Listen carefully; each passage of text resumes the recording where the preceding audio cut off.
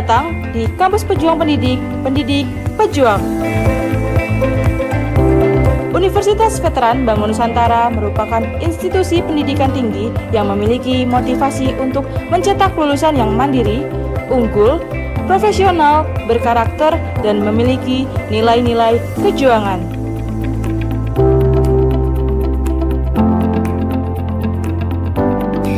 Saya Rektor Universitas Veteran Bangun Nusantara, Profesor Dr. Farida Nugrahani Magister Humaniora. Misi Universitas Veteran Bangun Nusantara adalah terwujudnya universitas yang unggul, berkarakter, mandiri, dan memiliki nilai-nilai kejuangan.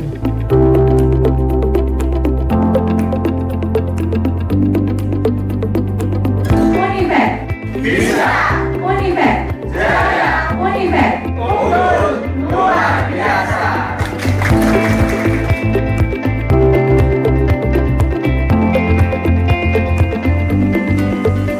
Kampus Universitas Veteran Bangun Nusantara terdiri dari 6 fakultas unggulan dan 1 program pasca sarjana. Univet Bantara memiliki peringkat ke-97 antar perguruan tinggi se-Indonesia, dilansir melalui website EduRank.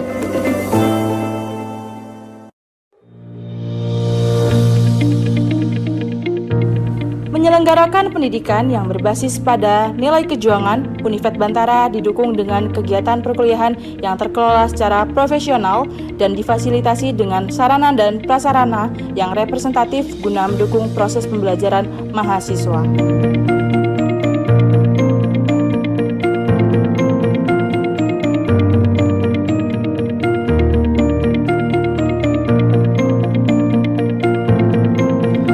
Univet Bantara secara intens melaksanakan penelitian guna menunjang pengembangan iptek dan sosial budaya sekaligus sebagai wadah untuk memberikan kompetensi serta keahlian khusus untuk mahasiswa dalam menyongsong masa depan yang penuh dengan tantangan.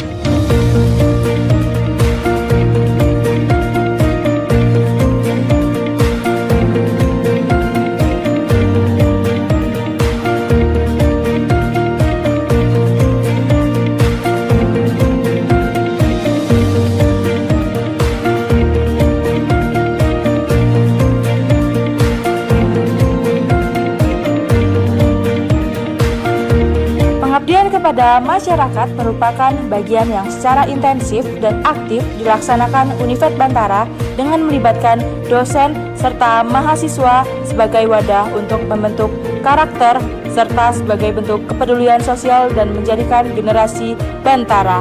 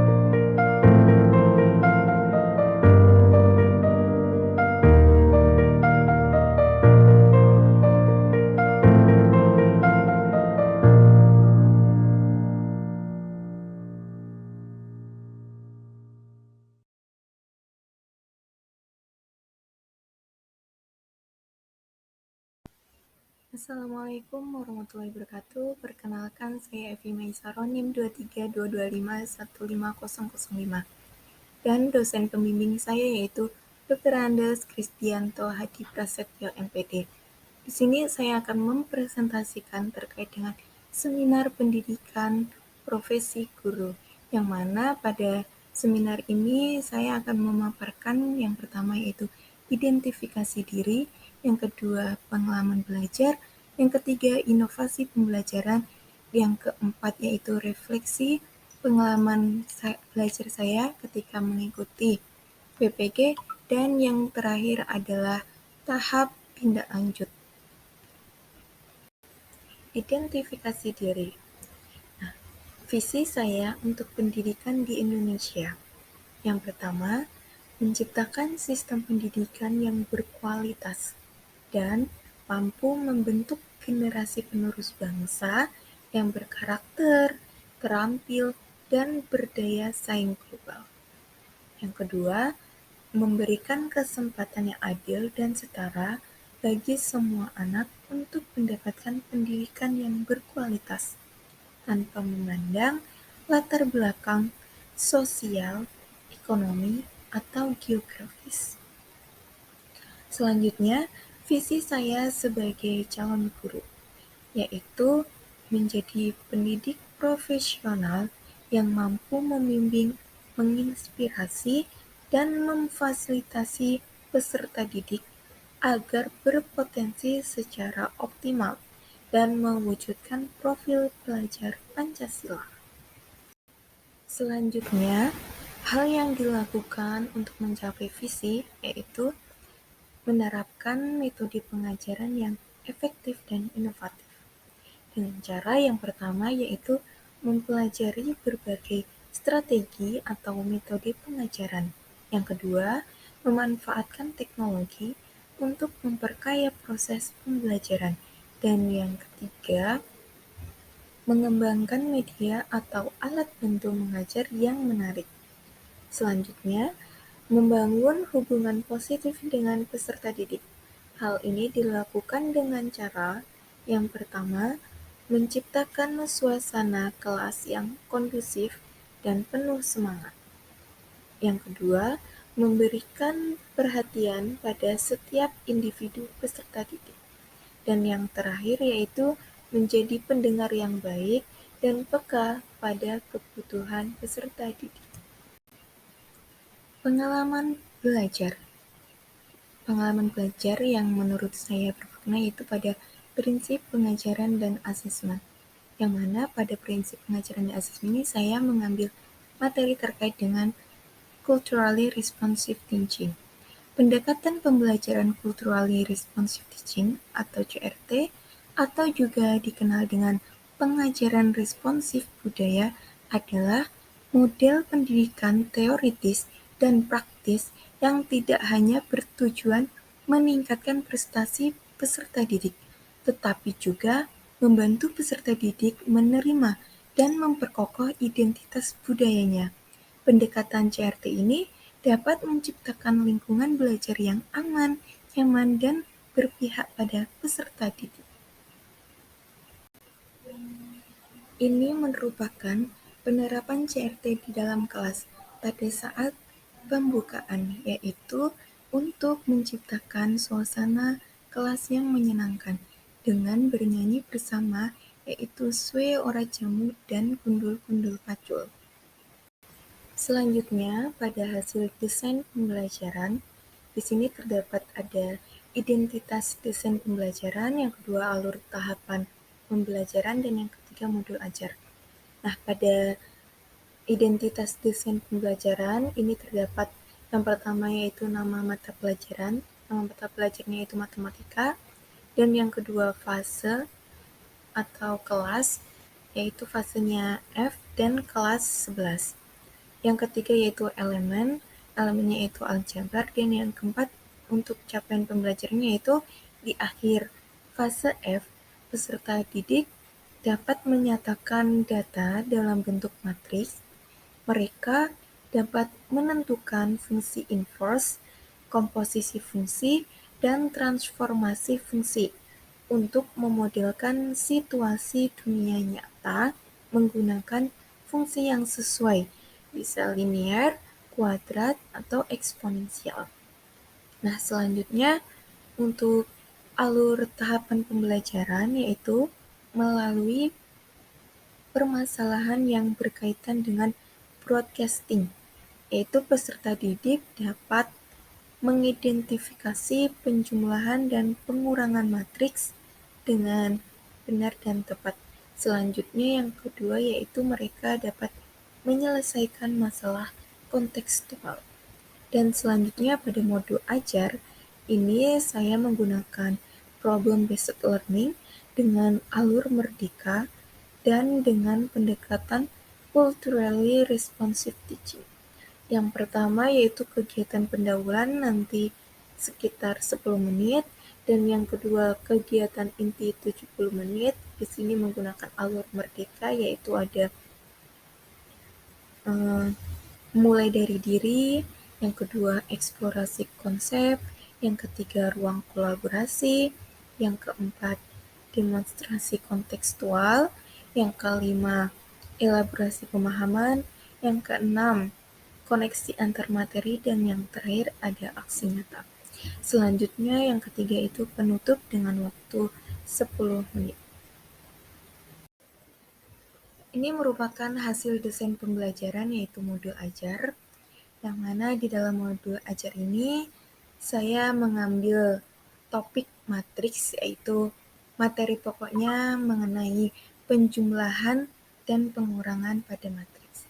Nah, yang pertama yaitu informasi umum. Di dalam informasi umum ini terdapat nama penyusun, nama sekolah, kelas atau semester, tahun ajaran, alokasi waktu, domain atau topik, materi pokok, fase capaian, pengetahuan atau keterampilan prasyarat, profil pelajar Pancasila, sarana dan prasarana, target peserta didik, jumlah peserta didik, ketersediaan materi, model pembelajaran, kegiatan pembelajaran, sumber belajar, dan asesmen.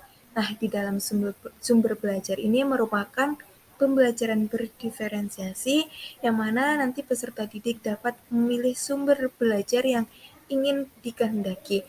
Di sini terdapat buku pegangan peserta didik, ada video YouTube juga, terus selanjutnya ada LKPD, lalu ada lembar asesmen.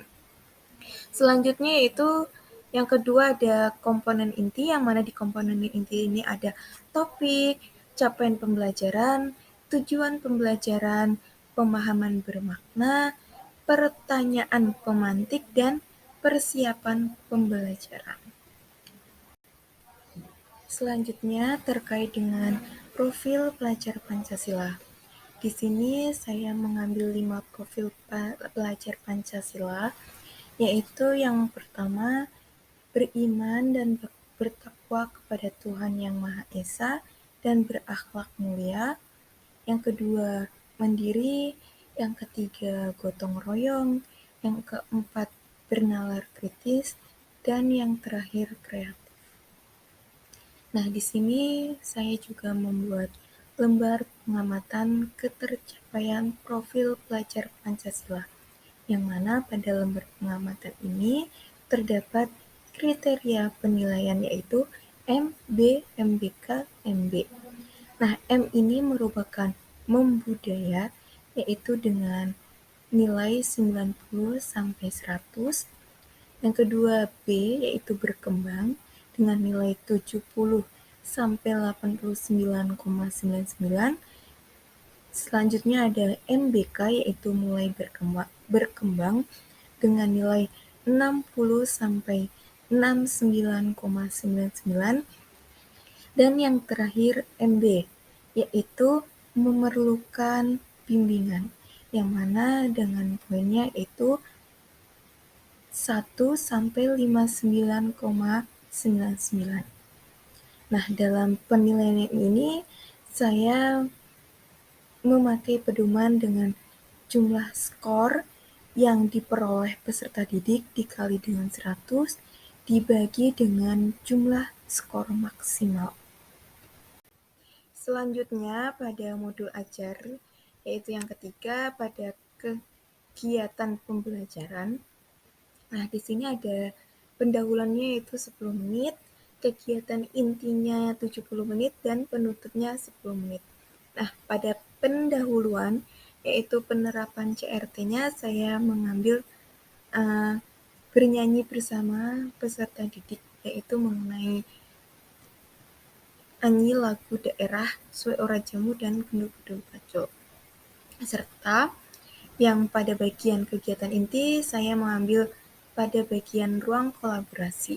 Di sini saya memberikan LKPD kepada masing-masing kelompok dan LKPD ditampilkan melalui slide PowerPoint. Dan selanjutnya LKPD tersebut berbentuk permainan yang berisikan soal dan tebak gambar makanan yang ada di Indonesia. Selanjutnya setiap kelompok nanti akan diberikan selembar kertas yang berisi petunjuk, tujuan pembelajaran, CP, dan identitas kelompok. Selembar kertas ini nanti digunakan oleh setiap kelompok untuk mengerjakan soal LKPD yang ada di PowerPoint. Selanjutnya nanti setiap kelompok juga akan diberikan 2 buah kardus yang berisikan tulisan A, B, C, dan D, yang mana nanti kardus ini untuk peserta didik menjawab jawaban yang benar terkait dengan hasil yang telah dilakukan oleh peserta didik. Selanjutnya, penerapan CRT juga dilakukan di kegiatan inti, yaitu pada bagian aksi nyata. Di sini peserta didik akan diberikan post-test dan mereka akan mengerjakan secara mandiri. Di sini CRT-nya juga mengenai budaya yang ada di Indonesia. Pada bagian aplikasi Canva ini, saya membuat infografis dan membuat PowerPoint. Selanjutnya untuk YouTube-nya ini adalah video pembelajaran mengenai penjumlahan dan pengurangan matriks untuk peserta didik. Dan selanjutnya Lab Worksheet. Ini merupakan jadi infografis yang saya buat di Canva ini, saya letakkan di Lab Worksheet yang mana nanti peserta didik dapat mengisi Lab Worksheet tersebut. Selanjutnya di Google Form ini saya isikan dengan post-test, yaitu terkait dengan aksi nyata, dan selanjutnya saya isi juga refleksinya. Jadi di Google Form ini ada 2, yaitu aksi nyata dan refleksi. Selanjutnya juga pada Canva ini saya juga membuat PowerPoint di Canva tersebut. Nah, ini merupakan bentuk dari video pembelajaran terkait dengan penjumlahan dan pengurangan matriks yang ada di YouTube. Ini merupakan PPT yang saya buat dari Canva, yang mana di dalam PPT ini terdapat beberapa komponen. Yang pertama yaitu ada pertanyaan pemantik, ada juga eksplorasi konsepnya, terus ada juga LKPD untuk ruang kolaborasi, ada juga kesimpulan, refleksi, ataupun pertanyaan apabila peserta didik bertanya. Nah, pada lembar LKPD yang ada pada PPT ini saya buat suatu permainan, yang mana di dalam permainan ini terdapat 2 permainan, yaitu yang pertama ada soal, dan yang kedua ada tebak gambar. Dan yang di dalam soal ini ada petunjuknya, yaitu nanti peserta didik disajikan sebuah soal di LKPD ini, di PPT ini. Nah, peserta didik nanti diberi waktu dalam mengerjakan soal tersebut, dan guru akan membimbing peserta didik dalam mengerjakan. Nah, selanjutnya dalam mengerjakan tersebut akan guru beri waktu pengerjaan sekitar 2 menitan, dan nanti setelah selesai guru akan menghitung 1-3. Nah, pada saat hitungan ketiga nanti semua kelompok akan mengangkat jawabannya dengan menggunakan kardus yang bertuliskan A, B, C, dan D sesuai dengan hasil yang dikerjakan. Apabila jawabannya nanti benar, maka kelompok tersebut akan mendapatkan poin. Dan setiap kelompok nanti dipersilahkan maju ke depan untuk mempresentasikan hasil yang diperoleh. Apabila dia maju, maka dia akan mendapatkan poin juga. Nah, jadi bentuk soal ini berbentuk pilihan ganda, sehingga kardus yang saya berikan itu ada bertuliskan A, B, C, dan D. Gitu. Nah, selanjutnya juga terdapat soal, tapi ini bukan soal. Ini merupakan ice breaking tebak gambar. Nah, di dalam tebak gambar ini nanti mengenai makanan yang ada di Indonesia. Nah, nanti pada saat disajikan tebak gambar ini, peserta didik akan menjawab cepat dan setiap kelompok akan angkat tangan terlebih dahulu, baru dia akan menjawab. Nanti guru akan memantau lalu menunjuk kelompok tercepat dan meminta untuk menjawab tebak gambar tersebut. Apabila nanti jawaban benar, maka kelompok tersebut akan mendapatkan poin. Ini merupakan lembar kerja peserta didik, yang mana lembar kerja peserta didik ini nanti digunakan untuk menjawab pertanyaan yang ada di PowerPoint. Nah, nanti mereka akan menuliskan jawaban soal yang ada di PowerPoint pada lembar kerja peserta didik ini. Nanti di lembar kerja peserta didik ini kelompok akan menuliskan nama anggotanya. Selanjutnya, ini merupakan infografis yang telah saya buat pada aplikasi Canva. Dan infografis ini mengenai peserta didik, yang mana bagaimana gaya belajar peserta didik, terus bagaimana perasaannya pada saat ini, terus harapannya bagaimana, apa yang disukai dan apa yang tidak disukai, seperti itu. Dan nanti mereka akan mengisinya pada aplikasi Lab Worksheet. Nah, pada tahap terakhir ini, nanti pada bagian aksi nyata, peserta didik diminta untuk mengerjakan post-test yang telah saya berikan. Nah, post-test ini mengenai CRT juga, nanti peserta didik mengirimkan hasil yang telah dikerjakan ke dalam Google Form. Nah, selanjutnya di dalam Google Form nanti peserta didik juga akan menjawab terkait dengan refleksi pembelajaran yang telah dilaksanakan ini, apakah dia merasakan kesulitan, apa saja kesulitannya, dan kritik sarannya terkait dengan pembelajaran pada hari ini. Refleksi pengalaman belajar selama saya mengikuti program PPG. Yang pertama, membentuk karakter sesuai dengan kodrat alam dan zaman. Membentuk karakter sesuai dengan kodrat alam dan zaman berarti mendidik siswa agar mampu beradaptasi dengan perubahan dan tantangan zaman, sambil tetap menghargai nilai-nilai kearifan lokal dan budaya bangsa.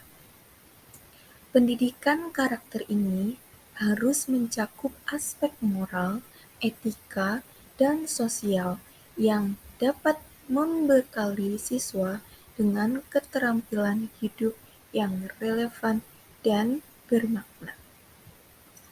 Selanjutnya, yang kedua, penerapan CRT merupakan bentuk dari penerapan yang sejalan dengan konsep Tripusat Pendidikan yang digagas oleh Ki Hajar Dewantara, yaitu melalui sekolah, keluarga, dan masyarakat.